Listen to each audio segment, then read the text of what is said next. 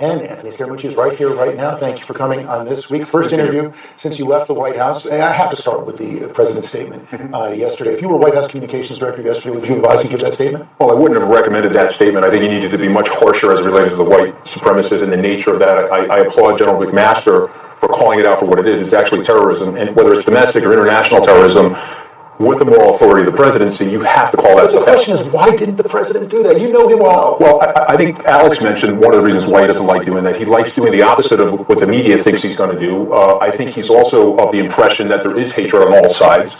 But I disagree with it. And so, but here's the thing, whether I was the White House Communications Director or not, I don't think you're going to change the president. The president's going to do what he wants to do, how he wants to do it. But I think it's important for the people around him, George, to give them direct advice, to be blunt with him. I think he respects bluntness and he respects candor, and I certainly would have never suggested him doing that. But is there anyone in the White House right now who says, boy, you just made a real mistake there? I think people are probably reluctant to tell him the truth. Maybe Ivanka would do that. You saw her tweet this morning. Maybe Jared would do that. But you also got this sort of Bannon-Bart influence in there, which I think is a snag on the president. If the president really wants to execute that legislative agenda that I think is so promising for the American people, the lower middle class people and the middle class people, then he has to move away from that sort of Bannon-Bart nonsense. Bannon and Breitbart. The whole thing is nonsensical. It's not serving the president's interest. He's got to move more into the mainstream. He's got to be more into where the moderates are and the independents are, George, that love the president. And so if he does that, he'll have a very successful legislative agenda that he'll be able to execute. And if he doesn't do that, you're going to see this inertia and you're going to see this resistance from more of the establishment senators that he needs to curry favor. You've been tough on Steve Bannon. Does he have to go? Well, I think the president knows what he's going to do with Steve Bannon. Which is what? Well, let's leave it up to the president. It's his decision. But I mean, at the end of the day, I think the president has a very good idea of who the leakers are inside the White House. The president has a very good idea of the people that are undermining his agenda that are serving their own interests. They include Steve Bannon? Oh yeah, look. We're not on a phone call and a tape phone call, and so we're on live television. And so I would prefer to let the president make the decisions that the president needs to make. You mentioned that tape phone call. That may have been what got you fired from the White House. Let's show everybody what you said. I'm not Steve Bannon. No. I'm not trying to build my own brand or strike the president. And Ryan's is paranoid schizophrenic, paranoiac. And what he's going to do is, maybe Bill Shine's coming in. So let me leave thing and see if I can these people the way I Scaramucci for 6 months. Okay, the mooch showed up a week ago. This is going to get cleaned up very shortly, okay? Because I nailed these guys. I got digital fingerprints on everything that they've done through the FBI and the Department of Justice. What's the thing? The felony, they're going to get prosecuted probably for the felony. They'll probably get prosecuted for that. Okay? Yeah. Wow. Okay, lie detector stores. Yeah. Of course, that was your conversation with Ryan Liz of The New Yorker. Which, for the record, I thought was off the record. And but you didn't ask it to be off the record. I understand that, but this is the reason why the media gets a bad shake from the American people. That was a very deceitful thing that he did. He knows, based on my prior relationship with reporters take phone calls. George, I didn't say I didn't do the wrong thing. I want to be totally accountable for what I did. And obviously, I paid the consequences of having that sort of a conversation with him. But you know and I know that there are personal relationships. Howie Kurtz mentioned it on Media Buzz last week. He didn't need to do that to me. He knows he didn't have any personal relationship with you until he met you in the green room earlier this year. Okay, that's a little bit of a stretch because we did have several conversations. His family knew my family for 50 years. It's a little bit of a stretch. We don't need to debate that anymore. That's past news. I made a mistake. I'm accountable for the mistake. I paid the consequences of that mistake. And, I was honorably dismissed, and I took it. A lot of reports that the president's initial reaction to the phone call wasn't all that harsh. He was kind of amused by it and actually liked a lot of it.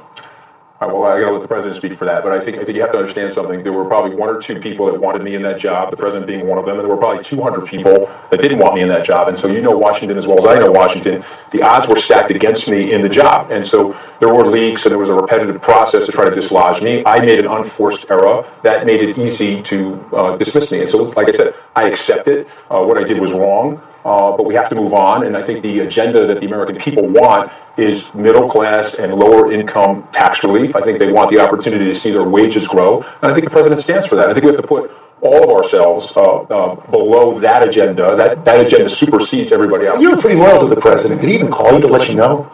I talked to the president this week. We had a very candid conversation. There's probably mutual disappointment on both sides. Again, I have to be accountable for what I did, and I am. So you think you deserve to be fired for that? Do I think I deserve to be fired? Well, obviously, I wish they would give me a bar of soap and tell me to go wash my mouth out in the bathroom and move on. I don't necessarily think it was going to be very hard for me to stay in the job, given the fact that General Kelly took over, and so I respect General Kelly, and so my feeling about the whole thing is that what happened was sort of meant to happen. A couple of specific things in that phone call I want to follow up on. You talked about those digital fingerprints you got from the FBI and the DOJ. No, that was totally misconstrued. And did you make it up? No. All I was trying to say is that in the process, I think Attorney General Sessions said this, is that, and he also displayed that in his press briefing, is that over time, if the leaking continued, particularly the leaking that was against... But you didn't have any digital fingerprints. No. I was just implying that at some point, the Department of Justice would be able to figure out who the leakers are inside the national security system that are actually doing things that are against the law. Right, but you had not received anything, because that would have been a felony from the person who gave it to you. No, I didn't receive anything. No, again, I thought that was an off-the-record conversation with somebody. It turned out that it wasn't. I own it, and let's move on. You also, in that phone conversation, talked about Vice President Pence, and you were asked about his bringing in this political operative, Nick Ayers, to run his operation. And you told Ryan Liz that Nick is there to protect the VP because the VP can't believe what the F is going on. Yeah, okay, so let's talk about that, because that's also been misconstrued. You have to remember what Ryan Lizard did with his article. He wrote the article like I was unhinged and overly emotional and bombastic. Well, it was your words, though. Okay, but when you hear the tape, it's a very normal conversation. So the words were mischaracterized in the original article. He's mischaracterizing again. He's not misquoting you, though. He's not misquoting me, but he is mischaracterizing, because He's just putting the words out there. Okay, but George, there's a lot of difference between the lip and cup of substance and style. Okay, the way we're talking right now is actually the way I was talking to him. I thought it was off the record. We can. Well, that's what I want to talk about the substance there. So what did you mean by the Vice President can't believe what the F is going on? What I meant by that is that that he needed, in my opinion, he needed to fortify himself with somebody as talented as Nick Ayers, so that, the Vice President's an extremely loyal guy. I'm a huge fan of the Vice President. I wasn't recommending in that conversation that there was a breach or any daylight between the President and the Vice President. I'm a huge supporter of Vice President Pence and Nick Ayers, and all I meant was that Nick Ayers is a very strong political player. He was going to be in there to protect the Vice President. What do I mean by that? The Vice President wants to stay loyal to the President's agenda and to the President and his family, and Nick is a very smart, sophisticated strategist that will help him do that. It sounds like there's nothing more to it than that, George. But it sounds like, and from your characterization now, that you really think this White House is something of a hornet's nest. Right now, you talk about leakers. You talk about people inside the White House who are there to protect the country from President Trump. Who do you have in mind there? I think that, listen, I mean, you could agree with me or disagree with me. Even the President could disagree with me. But I think what happens in Washington, this is my general observation, is the President is not a representative of the political establishment class. And so for whatever reason, people have made a decision that they want to eject him. It's almost like he's opened up the door now for America's CEOs and America's billionaires to enter the Washington political system. The members of that political class do not like that. And it's not just an opening for President Trump, but it could be for Mark Zuckerberg. So he's fighting an enemy within the White House? I think that there are elements inside of Washington, also inclusive in the White House, that are not necessarily abetting the President's interest or his agenda. I absolutely believe that, yes. Name names. Well, I named some names, and there's been some strategic changes, and my guess is there'll be more strategic changes. I think the President's getting his arms around the fact that if he wants to prosecute his agenda, he's got to bring in loyalists to him, and he's got to bring in, I think, a different strategy than the one that we're deploying, because you've got 7 months now. He's done a tremendous amount. I think he's done way better in terms of progress as president than has been prominently displayed. And, one of my heartbreaks is I wasn't able to effectively communicate that to the American people. Reince Priebus is out. Sean Spicer is out. You think it appears that Steve Bannon is going to be out as well. You are out as well. That's led a lot of people, including Roger Stone, to characterize you as a political suicide bomber. Yeah, I heard that, yeah. Oh, listen, I saw it more as like Mr. Wolf from Pulp Fiction. I really did get a directive from the President. I had a mutual understanding with him, and I was probably running too hard and acting more like a corporate CEO than I was, say, a political operative, and that's my mistake, and I have to own that. But, listen, I've embraced the agenda.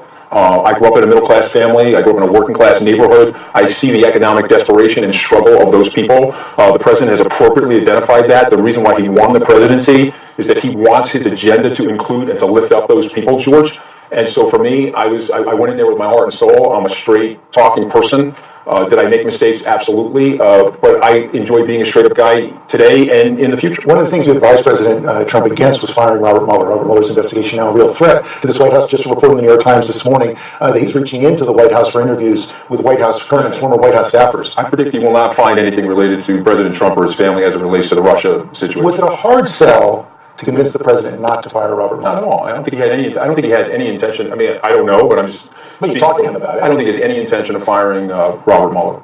But when you were talking to him about it, he was musing about that. He was saying, "Boy, I think about it." You said you advised him against it. I don't think so. I think he's just, again, he's a pretty much one of the things that the American people like about President Trump. He's pretty much an open book. I think the Twitter experience has exposed that he has an open book, hard on his sleeve nature. I don't think he wants to fire Robert Mueller, and I think he's very confident that Robert Mueller is not going to find anything related to him or his family or people. He also told you, though, that it wasn't the Russians. The Russians didn't get into this interference because if they did, we wouldn't have known about it. And I think, one of the things a lot of people wonder about, they saw the president this week refuse to criticize Vladimir Putin. They saw how tough he was, tougher on Mitch McConnell than he was on Vladimir Putin. They saw him yesterday not call out the white supremacists. How do you explain that reluctance, especially on Vladimir Putin? Why does he refuse to criticize Vladimir Putin? Well, listen, again, this is my observation over 18 months working pretty closely in the campaign and then the few days I had in the administration. I think that the president's attitude is that he wants to have a good relationship with Vladimir Putin. A real reset to him would be to make that relationship friendlier, less hostile, and find common interests. And so some of the members of the media don't want him to do that, but I think that those are his instincts, and my guess is it will go directionally in a positive way. It sounds like he's making excuses for Vladimir Putin. See, I don't see it that way. I see it as a strong CEO that's now the American president that's making counterintuitive decisions that may not be liked by members of the media, but may be in the best interest of the people of the United States. And so I don't have an issue with that. I think with Senator McConnell, I think it's a different story there. I think all he's basically trying to say to the senator is we got to all get on side. We got to row the boat directionally in the same way. We want to get some huge legislative victories. The health care reform is an example. The tax relief and tax reform is another example of that. And we got to row the boat directionally in the same way. And so I think it's just, it's almost like a football coach talking to one of the players on the team, and the president is he could be a tough coach at times, but I'll tell you what, the Republicans should be very happy that he's on their team because this guy's a winner. Anthony Scaramucci, thanks for your time. It's a pleasure to be here. Thank you.